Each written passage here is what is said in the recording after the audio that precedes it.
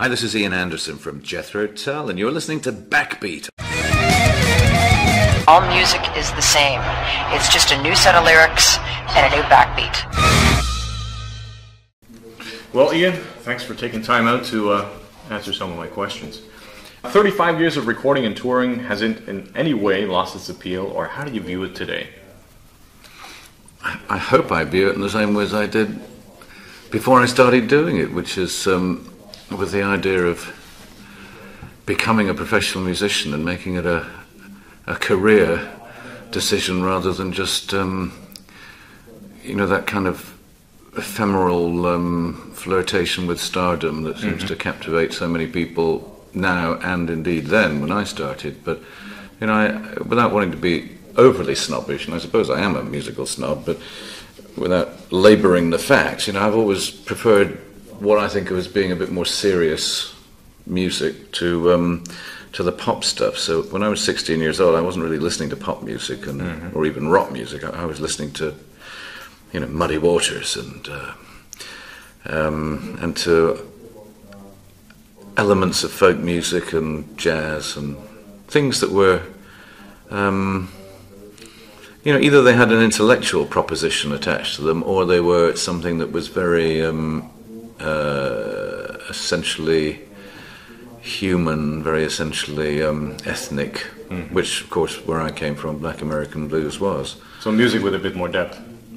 Well, it either had intellectual depth or emotional depth, but it wasn't. It wasn't for me. Pop music was not of any real appeal. I just didn't particularly like it. I didn't hate it. It's what other people of my age listened to, but I wasn't really overly enthusiastic about it. I wasn't a Beatles fan. That was the bottom line, and so my reasons for becoming a professional musician had more to do with performance and career as a performing musician. The work ethic of being a musician, and so in that sense, what I'm doing is equivalent, I suppose, to someone deciding that they want to become a physician or an astronaut. Some years later, I'm still an astronaut, so I still have my job. Assuming the audiences had lost interest some years ago, what do you think you would be doing now? That would depend on what point I'd started doing the thing that I was doing now. I'm not sure. I think if only she'd lost interest and I wasn't able to make a living as a musician, then probably I would have gone back to the visual arts because that's what I started doing when I left school. But then it's hard to imagine not being able to make a living as a musician unless it was for physical reasons. If I'd lost the use of my hands or became deaf or something, then that would be forced on me. But then a lot of other things would be a little difficult. It'd be difficult to pursue my dream of being a Wimbledon tennis champion if I'd lost my hands in a gardening accident. I would neither be able to play the flute nor tennis, and so I think a lot of the restrictions probably would apply to most things that I would want to do in life. But anyway, it's music is something that, in a sense, I think when you've got it. You think you know that you have that skill, that talent, and whether rightly or wrongly, the idea of failure, the idea of not making it work for you as a living, that difficult to imagine. I could, if I had to work in a Holiday Inn band, or I could work the cruise ships. It wouldn't be my idea of playing music, but I could at a pinch do that if I had to. I take it you're a city guy at heart. In the mid-'70s, you decided to move to the countryside to leave the hustle behind. Did the move affect the direction of Tull's music? Well, I'm not a city guy. I mean, I was born and brought up in, on the edge of a major city in Scotland, but it was sufficiently on the edge that my childhood years, when I was old enough to explore, the streets and the area beyond where I lived, then I was usually out in the countryside, in the woods and fields, and on the edge of the town. So I think I always preferred the open spaces. And being brought up near the sea as well, I was always, quite fond of being on the sea or close to the sea. Boats and open space was part of my my childhood, really. So as I am now, I have to endure, because I'm not always in the mood for it. I have to endure the city hotels and the noise of traffic and revelers on the street at 2 a.m. as they have been in the last couple of places I've been in, and that's okay, 50% of the time. But it is about 50% of the time that I'm on tour and in an urban context. So I do quite enjoy returning to a quiet spot. Nice to get back home. Yeah. But you asked me how the music had changed living in the countryside, and the answer is that I think with all of those things, you do get a bit of a change of direction, but it's not as much as the direction change that comes with working with people. Places always influence me. I mean, I'll be walking down a busy street and a song idea might come to me that's something to do with that moment. But I think the more profound things musically have to do with the people that you're working with. And in the case of Jethro Tull band members, then, people have come and gone through the band in the years, and obviously they've brought with them their own influences, their own musical preferences, which have in some ways shaped the music we made at that given time. And making solo albums is a completely different prospect, because you just don't have to worry about other people. You just let the music go whichever way it wants to go, and that's quite an interesting experience. I hadn't really made much in the way of solo albums until a few years ago, and it's something that I quite like to do. Something I do find quite interesting to write music where I don't have to worry about making. Well, it's another venue next to Tull.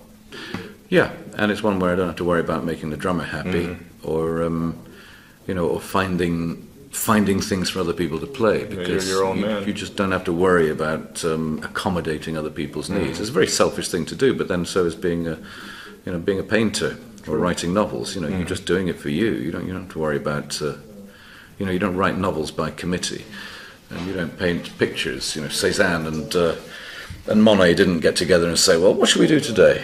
Oh, you do that corner, and I'll work on this bit down here, sort of down in the middle bit, and then we can kind of join up after lunch. And so, or you do the greens, I'll do the blues today. That's not how you work. These guys are obsessive, work alone, and in a way that's what I do when I'm making music some of the time. I like to be palpably alone, to explore my obsessions in a quite an introverted and private way. And being an engineer, producer, as well as a musician, I can do that. It's harder for other folks. I take it you're a city guy at heart. In the mid-'70s, you decided to move to the countryside to leave the hustle behind. Did the move affect the direction of Tull's music? Well, I'm not a city guy. I mean, I was born and brought up in on the edge of a major city in Scotland, but it was sufficiently on the edge that my childhood years, when I was old enough to explore, the streets and the area beyond where I lived, then I was usually out in the countryside, in the woods and fields, and on the edge of the town. So I think I always preferred the open spaces, and being brought up near the sea as well. I was always quite fond of being on the sea or close to the sea. Boats and open space. It was part of my childhood, really. So as I am now, I have to endure, because I'm not always in the mood for it. I have to endure the city hotels and the noise of traffic and revelers on the street at 2 a.m. as they have been in the last couple of places I've been in, and that's okay, 50% of the time, but it is about 50% of the time that I'm on tour and in an urban context. So I do quite enjoy returning to a quiet spot. Nice to get back home. Yeah. You have an avid interest in cats of all kinds, I take it. No, Yeah? no, not if they're any bigger than the female puma. Because anything bigger than a female puma is going to take my leg off. Do you own any cats? Well, I've always had some domestic cats, since I was a child. They've been part of my home life. But no, I don't keep exotic, licensed, dangerous wild animals as pets, no. I mean, people have asked me to do that, in terms of the overspill from zoos and people who've homed animals caught up in the fur trade and the illegal pet trade, but I'm not. Part of me would want to do that, but it's a very, very serious undertaking, and I've only just managed to get rid of 2 children. In the sense of their having left home and being out on their own. Up and gone. I'm not sure that I really want the domestic tie of having caged wild animals, also in a way dependent on me or my staff. It's our domestic cats and dogs. They can be easily looked after by people who work for us. But if you're going to keep essentially wild animals, then that does require people who do have skills in the husbandry and maintenance of wild animals in a zoo context. And although I do have the official zookeeper's handbook, which costs about $400 and is so big it's quite hard to pick up. Well, I guess that's to subsidize the zoo. Well, it's to subsidize the person who published it, because there's probably only about 200 or 300 copies ever printed, because there's not that many zookeepers. No, it's called The Handling and Restraint of Dangerous Wild Animals, and it's the kind of zookeeper's Bible. But you'd probably find one in every major zoo, I would guess, and not anywhere else. It's not the sort of book that you would... Funnily enough, I got it from Amazon.com, would you believe. I actually sourced that via an internet bookseller, which was one of my first moments of confidence and appreciation of what the internet was beginning to do, because a few years ago it was a bit of a scrappy place. Now it's now it's a place where us folks who are involved in conservation or exchange of information of a serious sort, we do all gather around the internet campfire and exchange views, thoughts, ideas, and quite often money. I do get involved in conservation stuff. Getting back to the internet, as you had mentioned, I found your website, by the way, quite interesting. It's nice to see that you get involved with it.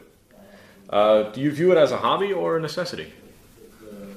Well, it's certainly not a hobby. I mean, I don't really... primarily our website came into existence really to make my life a little easier. It's purely a pragmatic response to the need to do promotion and the fact that if you have a website that allows journalists, media people generally, to do their homework and know something about the band, find some current information, download photographs and biographies. That's what I did. These things are the main reason for having it there. It's there for the fans, obviously, and to some extent it represents a forum for the fans to be able to talk to each other, or occasionally to talk to us. But primarily, its reason is really there to offer information service to professionals rather than fans. That's the big issue. I mean, there are plenty of Jethro Tull fan-based websites where people can go to find all kinds of detail and information, but I guess when it's the hands-on official website, then first of all, most of what's on there comes from me. Carries more clout. Well, I write most of the stuff that's on there, so it's I think people understand that makes it official. Sure. What I read in the website was that you do fundraising for different causes. How do you discriminate between which cause you would support? Like there was one for the mountain cat, and there was another one for a bike sale. Sold a Harley, I think. Stuff from time to time, but usually, if I get letters from people wanting my assistance or just a contribution, be it financial or in some other way, those that come to me that say, "Dear Mr. Anderson, dear Ian," they kind of go in one pile. Those that say, "Dear Mr. Tull," or "Dear Jethro," they kind of go in a different pile and are unlikely to be successful, although they will probably get a response. Those that just say, "Dear Sir," or "Dear Celebrity," actually just go in the bin. I can't even be bothered to. Well, they do not deserve a reply.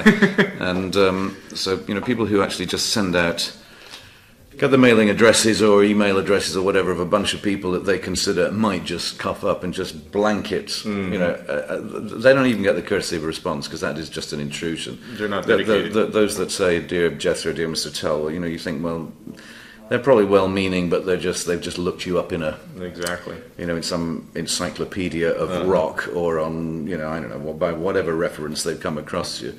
So that they'll probably get a polite response, but it's unlikely to be. They're unlikely to get what they're looking for simply because I'm going to choose from the people who approach me in a more knowledgeable and a more direct way, and I give a certain amount of money to charities, not a huge amount, but something a couple of times a year.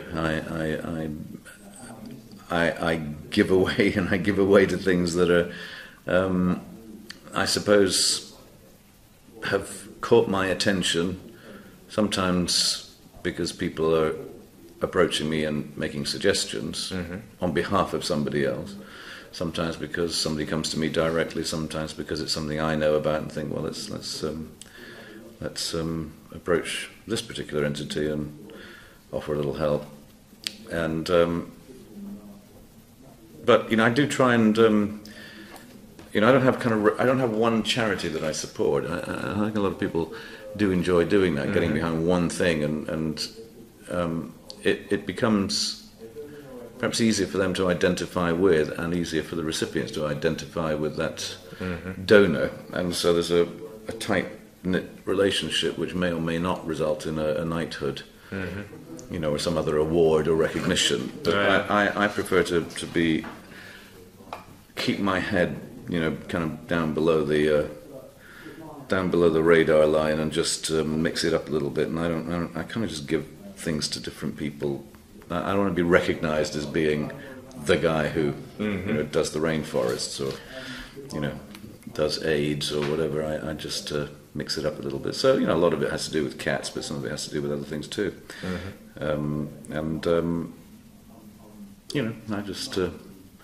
I just mix and match and move around when I do things.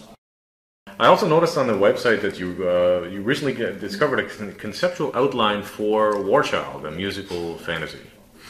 Yeah, it pops up about every 10 years. I rediscover it, sort of sitting on a dusty shelf somewhere, and then I put it away somewhere else, and then forget about it, and it just pops up. Yes, it's probably the only surviving copy of a synopsis for a movie, which I wrote. The synopsis, not the movie, but it's I don't know, 50, 60, 70, 100 pages or something of a not a shooting script, but more than just a brief outline. It was quite a detailed sort of idea for something that was designed to be a bit of a black comedy.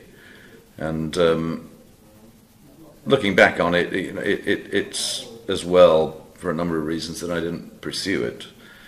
I probably would have done if there'd been a more enlightened atmosphere within the American movie industry, but hook up with Terry Gilliam, for example. You'd probably go for something like that. Yeah, but you see, that was the problem, that the Python folks were already there, and I'd already, I think at that time I probably...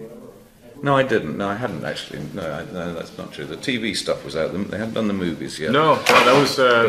But I didn't really want to get involved with... Well, I mean, I was actually... John Cleese was involved...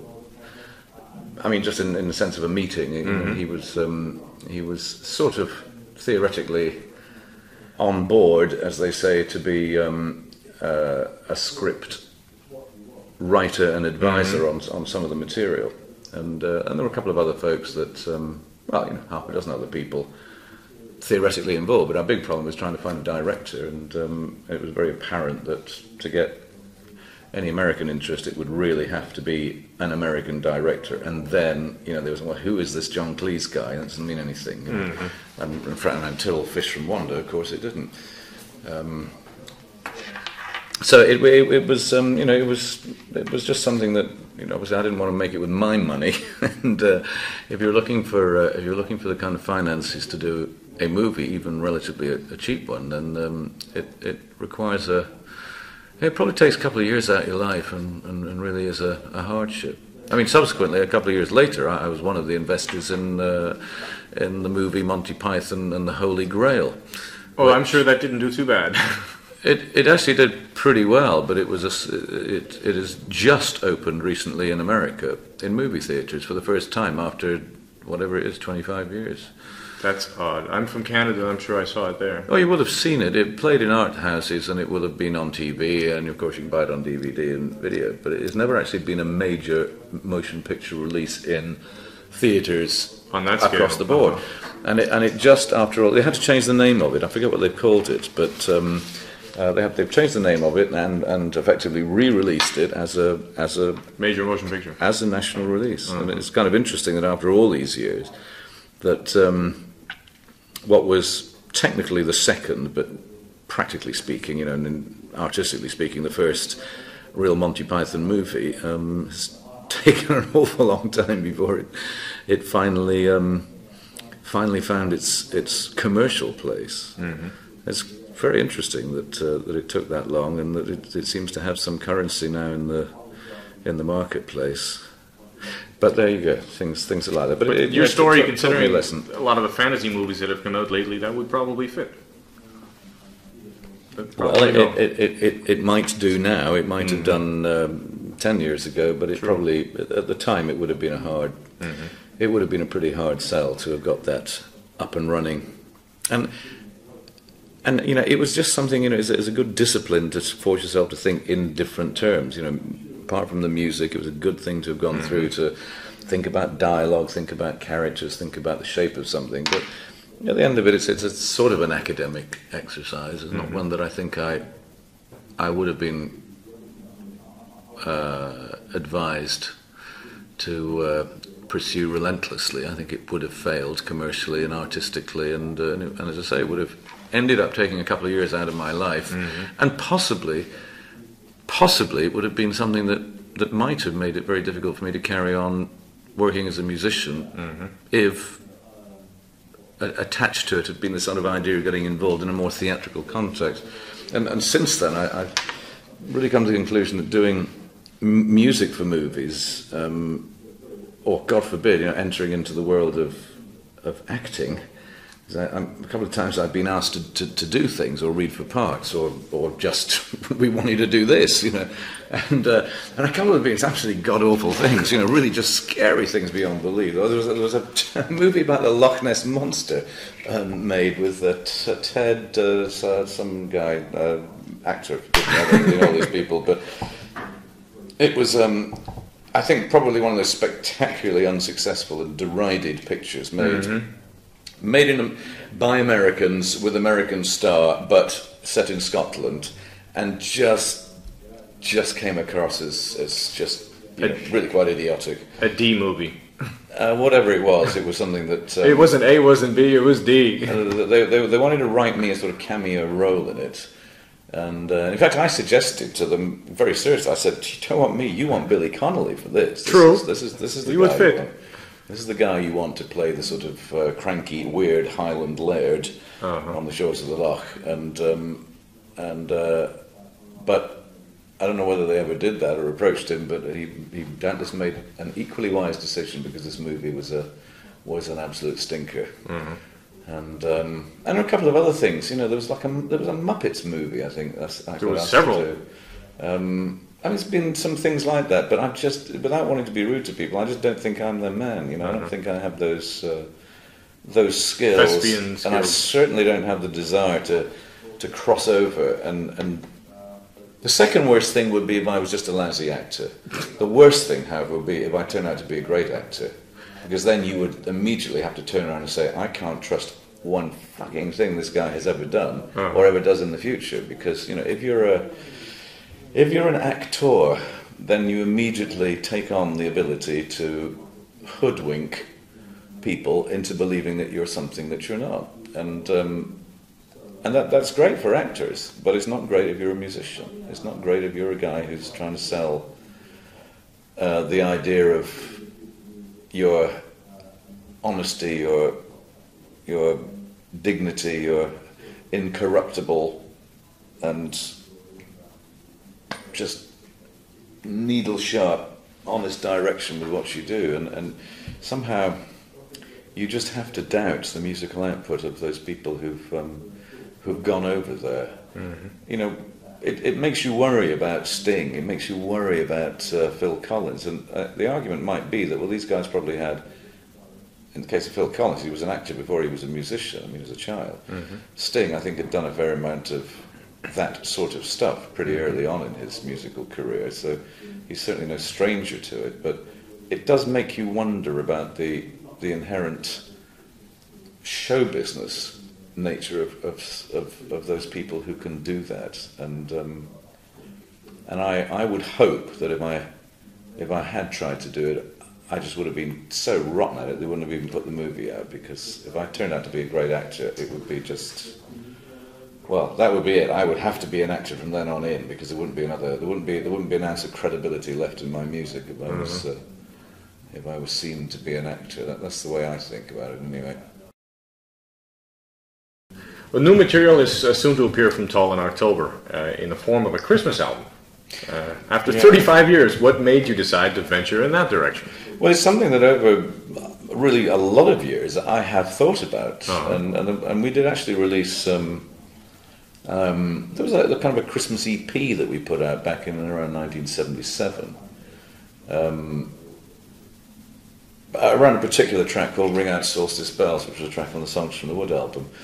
But before that there was a song called A Christmas Song, which was on, I think it was a B-side of our first single in England back in end of '68. I recorded it, and I'm trying to just me with a string quartet, some sleigh bells and whatever. But so there were those two. There was another Christmas song from another album in the '80s. There was Jack Frost and the Hooded Crow, which was an unreleased song that went on a compilation or a box set of some sort, during the years. And there were a couple of other songs that weren't specifically Christmas, but definitely had that kind of flavour.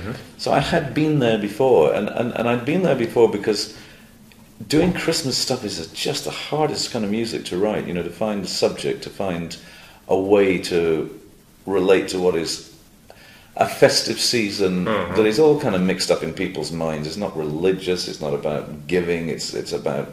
There's no clear view. Having a pretty good time in a ritual sort of a way, and eating too much and drinking too much, and bringing people together, not always for the best possible reasons or the right end result. It's a kind of a mixed up. You can be pretty cynical about Christmas. It's a mixed up old event, really.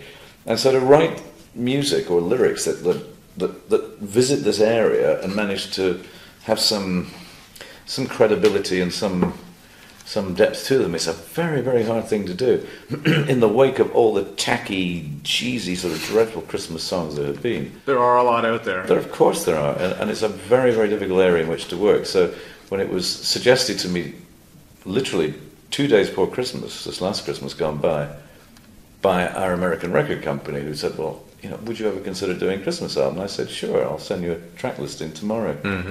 And I did, because I already kind of had a lot of this stuff worked out in my head, just thoughts about different pieces of music that I would do. And so I came up with, I think at the time, about 15, 16 songs. And the final, and this even included three new songs, lyric songs, three new vocal pieces, which I just dreamed up some titles for, without any idea of music or the rest of the lyrics. Just came up with titles. Thought, okay, that'll do. That's a title. I'll work something out. And I sent this stuff off to the record company, and that's pretty much the track list that's on the album. And they went for it. Yeah, but the interesting thing for me was that it was then, okay, here's something on paper. Here's an idea, and then we'll make that record. And it meant finding the way to relate to some of the tunes, traditional tunes, religious tunes, some classical music, and to try to find a way of doing that was, for the most part, upbeat. For the most part, it was, kind of easy on the brain, easy on the soul. It wasn't too demanding, but then to come up with the way to shape it, the ingredients to give it some kind of musical depth, some kind of musical center. It did require a lot of work and arrangement and rehearsal and recording. It was was taking place exactly, at the same time as I was recording a solo album. So this thing was kind of being juggled around, two projects really at the same time. And so over a period of about 4 months, it was really pretty seriously hard work working these two projects together, and quite different, because the Tal stuff was musically quite different from the solo stuff, and was recorded in quite a different way to the solo stuff. So it was, I think, an experience I wouldn't want to go through again, doing two projects side by side, overlapping and demanding a lot of each other. Doesn't that get confusing at times? It would have been if the music had been the same, but the music was pretty different. So the Tell album was 50% of it was played in a very live context. A sort of folky kind of jazz, really, and the rest of it was done in a completely different way, which was very artificially, in the sense that there were 1, 2, 3, 4 recording studios involved in some of the music for the Tell album, with things being, being done here, and then it went off somewhere else, and somebody added this part, and working to an arrangement, a definite idea, but it was really being shuttled around the studios for practical reasons, because I just couldn't handle the whole thing in my studio, because I just had a time limit, so we had to spread it out a bit and get people doing different things in different places at the same time. But the solo album was different, because that was, all the basic tracks were done by me in my studio, so that all those songs, were masters that contained my parts, flute and vocals and guitars and mandolins and, some other instruments. Whenever they went to have somebody else play something on them, they were already, pretty complete songs. The Tell stuff was done, as I say, a mixture of traditional, more live recording, where just really the solos, the improvised bits, were kept for replacement in the studio with, a bit more technical pizzazz and a bit more time to think about it and try some different things. Because when you're recording live, really the main things, you're trying to get drums and bass down, rhythm stuff. You go back and look for the more inspirational moments on solos, on improvisational things. You tend to want to do those later, because you don't want to take chances in the studio and screw up when the object of the exercise really is to get the main ingredients down. Get it down. If you're doing solos in the studio at the time, you tend to just coast through it and don't mess up anybody else by making some major error of your own. Stick to what's planned. Yeah, and then you go back and do it later once you're in the right frame of mind, and you're not going to disturb the other people when you do it as an overdub. And it's freer as well, because you have the privacy of working then in the studio. You can be a little more adventurous and try some different things, even though they're horrible. You can be more adventurous with the improvisational stuff when you work, at the right time in the right way at a later date. It's kind of more fun to do that. It's always scary, because you're going to do it that day. You're going to do it in the next 10 minutes or the next hour. And that's going to be on the record forever. That's it. You're going to be judged by that as long as anybody ever remembers you. And sometimes those are quite frightening thoughts. You get ready to go to the studio and you think, maybe I'll just have another cup of coffee first, or perhaps I'll just read the paper. You start putting it off, because that once you're out there, that's it. You're really on the line. And it takes a little bit of self-discipline to say, right, it's now or never. I've got to go out there. I've got to nail that solo today, and and do the vocals on another song, and do this and do that, because you're working to a finite schedule. You have a release date and tours already in the book. You've got to work out your timetables pretty diligently. Getting to your solo album. There's a song on. I read down the track list. There's a song on there called Relitsa Vilasova. Relitsa Vilasova is an anchor woman working out of Atlanta on CNN International, which you don't see in the USA, but you pick her up around about 2:00 in the afternoon in Europe. She's been with CNN for quite a while. Bulgarian-born and educated journalist of the of that modern sort. She's a European person with a less heavy accent than she used to have when she started. Mm-hmm. But she's just a good example of a really professional, really well-educated, skillful journalist, TV. We can't really call her personality, but she's an example of the good ones. In this day and age, whoever's on TV, in some way, shape, or form, is instantly somehow for some reason. Mm.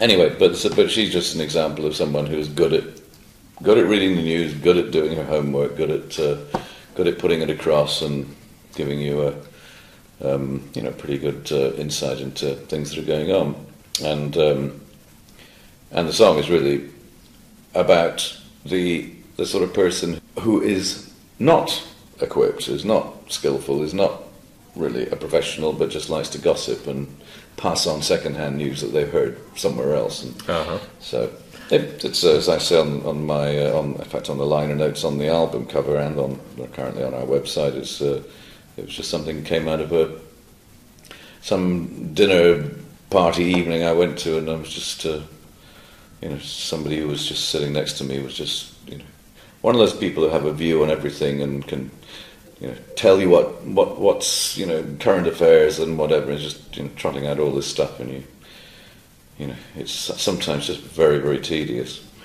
Having said that, I sometimes find myself doing the same thing. So in that song, although it's ostensibly about someone else, I can readily admit to falling into the same trap myself. I guess we all want to be we always like the idea of being able to tell people something that we don't think they know, even though we're not the authors or the inventors of it. It's just kind of second-hand, Third-hand. But whether it's telling a joke, whether it's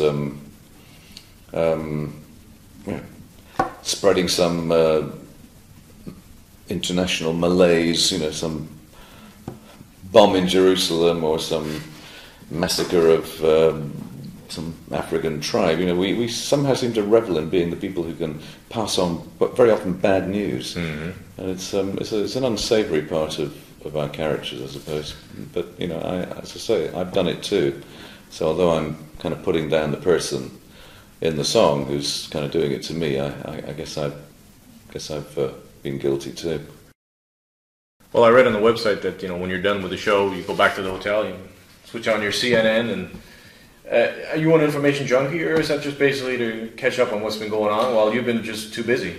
Well, exactly, because probably 23 hours of the day I'm not open to hearing what's going on. I'm living in a bit of a bubble, and so and when I'm on tour, very frequently I don't get the chance to read a decent newspaper, It's like so for me, it is my little moment of catching up on days' events. Really is, may not be CNN, but when I'm out and about in places other than the UK or the US, it would tend to be CNN because it's the English language, multinational. It's the only thing we've got. My wife hates CNN. I said, look, you may hate it, but it's all there is. It's there. At least those folks are, coming up with something. Otherwise, we'd have nothing. The BBC World program is just pretty much an abomination. It is really poor. Mm-hmm. Sky TV, which you receive by satellite in Europe, is an example of the need that I have for, knowing something about what's happening. And a lot of the places that do feature heavily in daily events, and some of the people, they're places I have been and people that I may not know firsthand, but I feel that I have some distinct relationship to them, whether it's just the man that decides how many what taxes I'm going to pay, or whether it's someone who's politically, socially, artistically, has some impact upon me, and so there's kind of a personal interest. Just as as I say, the places sometimes it can firstly really break your heart to sometimes places that might mean quite a lot. I mean, playing in Jerusalem, which I've done, and more recently playing in Tel Aviv and Haifa just a couple of years ago. It can really make you very. It's not just make you sad. It really gets to the heart. When you realise these are places you've been, and people that have been in our audience may have lost someone close to them in a suicide bombing or in a. Makes you realise how fortunate you are. It does. It also makes you realise how unfortunate other people are, and how the waste of resources, the waste of humanity, that the seems nonsense, to come about and seem to be an uncontrollable and desperately evil force. It's it's there in Northern Ireland. It's there on the streets of Jerusalem and on the West Bank. It's there unfortunately, it's there in the core of many Western cities where some folks are just planning how to take it all apart, and you think, why? It's and it gets a little disturbing because you realise, or I think I realise that the solution really is mostly in the hands of the folks who are doing the beating up. They're the ones who actually have to get control of their own disparate and extremist forces. George Bush is not going to change the Muslim world. He's not going to defeat extremist Islamic thoughts, views and actions. It has to come from within the Islamic people that they see. They are the ones who have to re-educate the next generations to take a different view. And we can't force them to do that. They've got to want to do that. Just as, I guess, and to some extent people just sometimes run out of steam, historically. You can look back on similar horrible things, and it just kind of ran out of steam. People just got sick of the death and the destruction and the mauling, and they just decided, the Germans and British decided that it was just better to not try to kill each other. Just keep it for the football games. Just keep it under control, and it all kind of fizzled out. Fizzled out, obviously, with tremendous cost and horrors. But it's like the whole Russian thing. It just fizzled out. My generation grew up in fear of annihilation in the Cold War years. Cold War, yeah.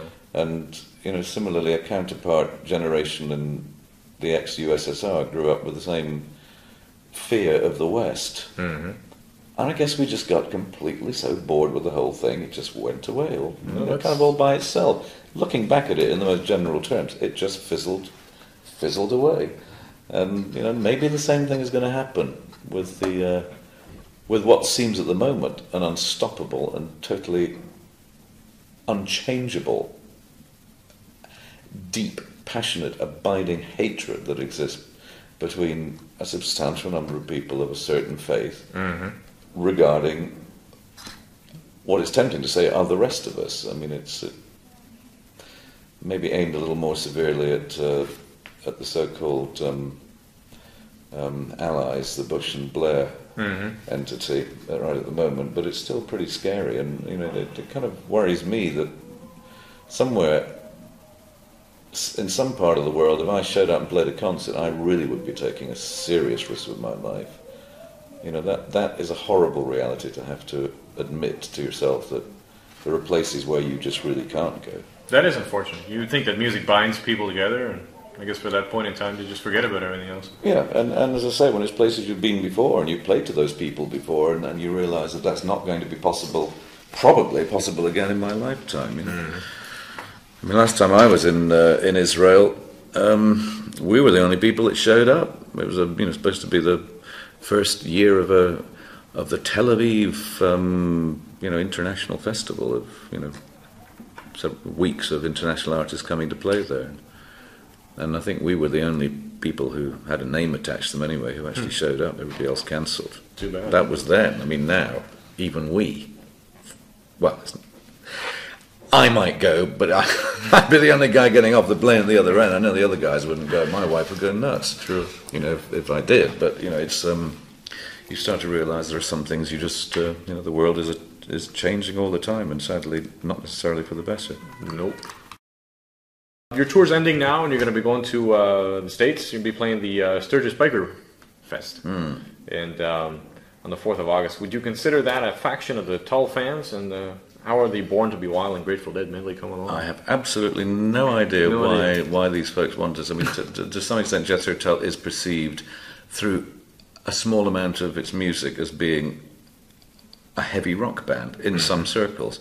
I can only assume that, you know, the folks who are the organisers, you know, either somebody there is kind of out of line with everything else and just happens to be a Jethro Tull fan, or they genuinely think that we have some appeal to the massed users of Harley Davidsons. We have played a few biker festivals before, so it's not the first time, but I still think it's kind of an odd pairing. However, I mean, this is a classic, I guess the biker festival. Well, it's next to Daytona Week, yeah, I suppose. And from that point of view, I guess it's just that, you know, you get a little intrigued by it and think, well, this is an audience that is, at best, likely to be somewhat ambivalent regarding most of our music. At worst, they could be downright hostile. And so, you know, whether to walk on stage, you know, I mean, I have to walk on stage carrying a flute. It's not exactly your kind of Harley Davidson instrument, really, is it? Where's your guitar? Yeah, or, you know, or a mandolin for that matter. You know, you're inviting a little bit of scrutiny, but therein lies some kind of a challenge, and you know, I think we have to meet them halfway on that one. We probably won't play certain pieces that we would be playing the day before or the day after, or tonight. That there will be some modification of the music program to try not to alienate the real men out there.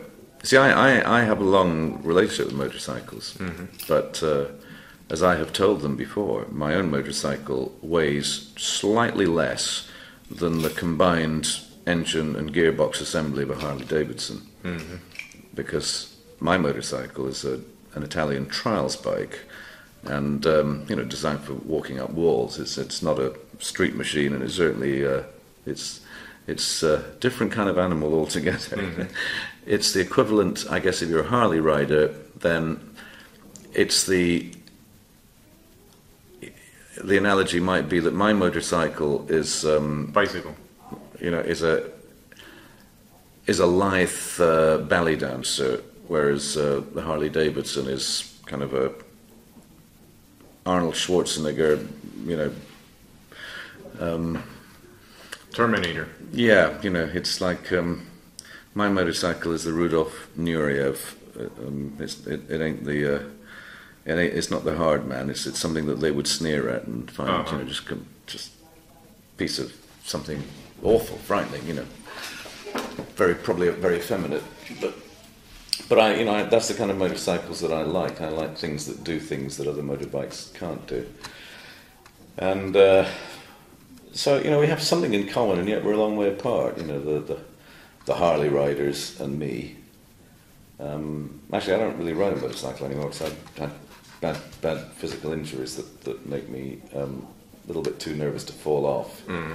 And since, again, the kind of motorcycle I ride, it's one that you do fall off a lot because you're running cross country and it's not a street machine. So falling off is part of it, you know. And I'm a bit too nervous about falling off anymore. I suppose after 2,500 concerts over the last 35 years worldwide, looking at the global view, improvisation is certainly in order. Does it involve all songs, or does it just happen? Improvisation is inherent in almost all of our songs, to some extent. For me personally, in some songs, it's there to a much greater extent than it is in others, where it's almost the phrasing. It's not so much, you know, you don't play the same notes every night, but substantially the arrangement will be the same. But in some pieces, that, you know, deliberately, that you're kind of free to let things take, you know, quite a different direction and use a different shape. It's, to me, an important part of making music, because I think that it is the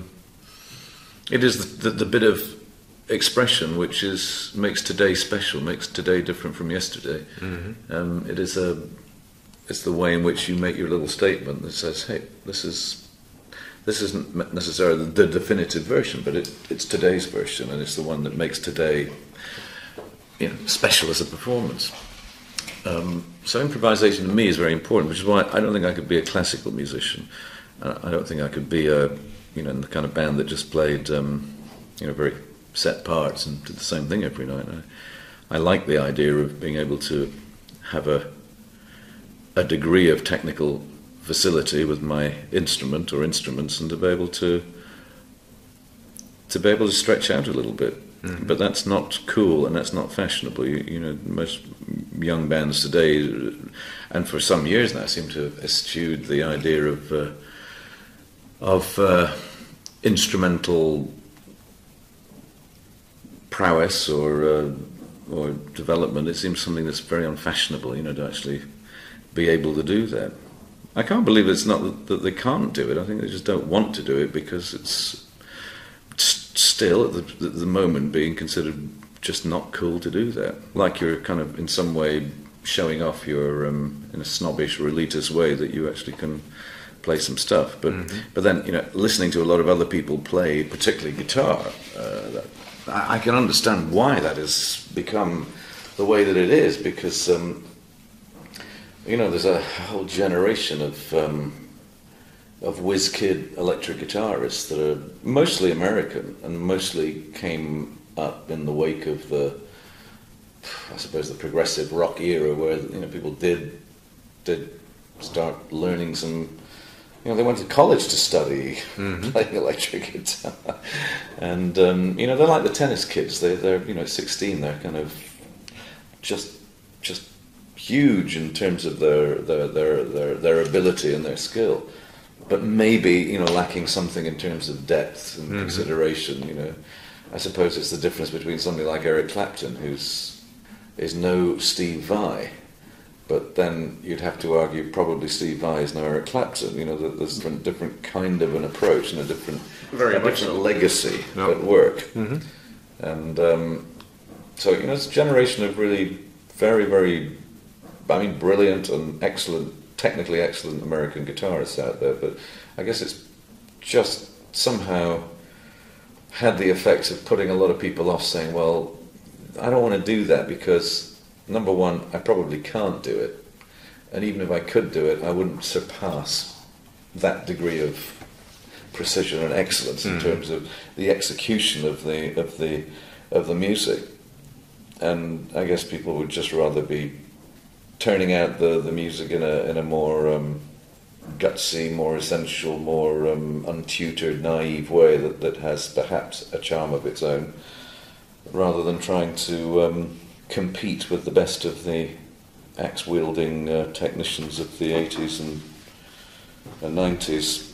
Happily, of course, that doesn't really kind of enter into my domain, because as a flute player I don't really have to worry about competition, and it's an instrument that's not, there hasn't really been anybody else other than me internationally and over a period of time that there is to relate to, and so whether I play guitar-like crunchy, aggressive motifs, or play in a more decorative way, or play in a more ethnic way, with sort of overtones of folk or perhaps classical stuff. It doesn't really matter, because I'm not getting compared to anybody else. If somebody else started doing it, of course, they would get compared to me. So it's in a way very lucky that I chose that instrument, and equally lucky that no one else has successfully chosen it subsequently. So I'm kind of there on my own. My last question: what do you look forward to after this tour? After this tour, well, I look forward to almost 2 weeks of living at home and working at my desk, doing a lot of promo. Mornings in Europe, evenings in the USA, phoners. Before I get on a plane and head off to America for 5 weeks, and then I come back for 2 weeks again, then rehearsals, and I go off to America again to do first of 2 solo tours.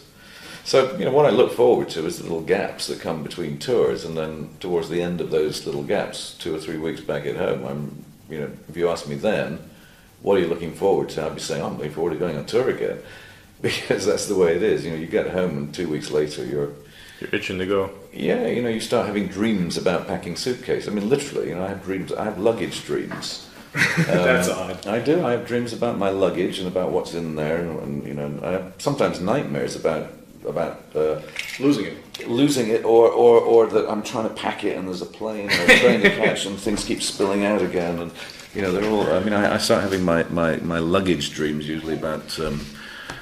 When I've been back home for a week or two, then the luggage dreams start, and I know it's time to. The only way to exorcise that nightmarish fear is to actually, pack for real and get out there. Because when I'm on tour, I don't have luggage dreams, and never have. Don't have time to worry about that. No, because I'm doing the real thing. Right? Yeah. Packing and unpacking every day. Okay, Ian, thanks a lot for your time.